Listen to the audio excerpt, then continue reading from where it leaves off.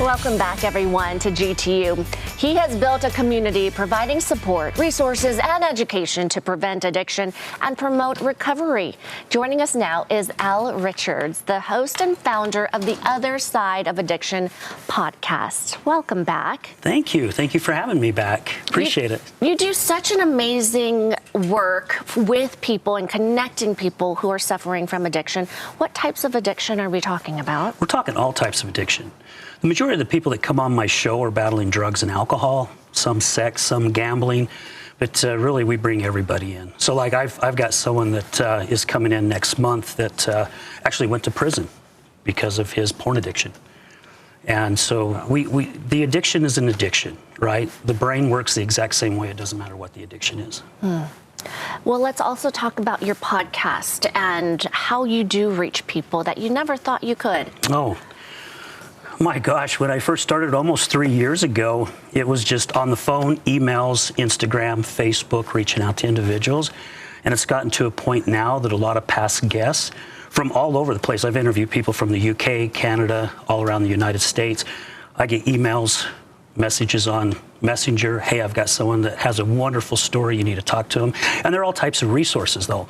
Right? It's just not addiction. It's those that are on the other side of the addiction. And it's also those that are professionals in like mental health and trauma and fitness and things like that, because it all falls underneath that addiction umbrella. And I'm sure it's a podcast that's beneficial not just for people who are struggling with addiction, but also, I mean, addiction touches the lives of so many who are adjacent to the person who's struggling. Oh, yeah. Yeah, when my wife was going through her, when my wife was going through her alcoholism, I had a buddy tell me that I became addicted to her addiction. And the way he put it, I still get goosebumps. I'm like, oh my gosh, he nailed it, because you do, right? Because you love that individual and you do everything you can to help them. And it takes a long time to realize there's nothing you can do except give them some support, because it's their choice, right? They got to decide what they want to do. And sometimes it's called enabling, where you are just wanting your loved one to be healthy, but then you realize that you might be doing more harm than good. You are doing more harm than good. Yeah, absolutely. So resources. Okay. It's really important. People to be educated and know when you are enabling and all of that. You help people see that. I'm hoping so, right? I think you do. Thank you. That's why last February I started an event, a networking event called ARC, which stands for Addiction Resilience Collective. And the whole purpose of it was to bring resources in from different angles, right? Because there's AA out there, there's Al-Anon. They're good programs. They help a lot of people. They've saved a lot of people. Al-Anon wasn't a fit for me. I had nowhere else to go. I didn't know where to go.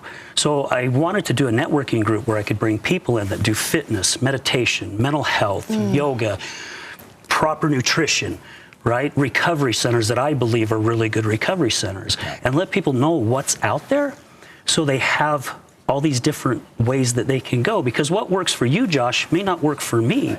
Where else do I go? If it doesn't work for me, where do I go? So that was the whole reason of putting this group together. Absolutely. And when you look at the person as a whole, something's going to stick. When you talk about meditation and mindfulness and all the other things that you're working on the human being to get healthy.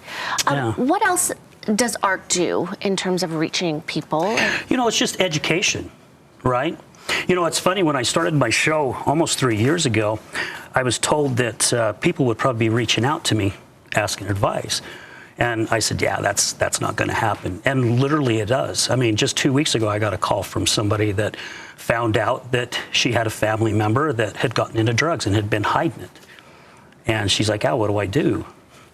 All I could do is share my experience, right? Because, and just the education, because I still don't know everything there is to know about addiction, and I never will, because I've not walked deep in those shoes like a lot of other individuals. However, if I can help those that are on the other side, it definitely makes a difference. Yeah, I think being able to be a resource and be available to people just to start taking away the stigma, to take away, it can be so daunting, just to start the conversation and then get them on the road that they need and find. You know, you hit a big word there, Josh, the stigma. Yeah. Right. The last time I was on this show, that's what we spoke about, is the stigma. And I used to be one of those ones too that went downtown and saw the unsheltered and the alcoholics and drug addicts, and I'd make my comments underneath my breath. Well, now I know a lot more about it, And I'm like, no, that's not how it is. You just don't wake up one day and decide you're going to be an addict. Doesn't matter what the addiction is. It's something that happens over time, and all it is a Band-Aid. And we also can't forget the family who supports and who's also hurting. Yes. Al Richards, everyone, speaker and host and founder of the Other Side of Addiction podcast and the world's best resource for understanding addiction on both sides. Thank you so much for being here today. Absolutely. We'll have all that information on our website.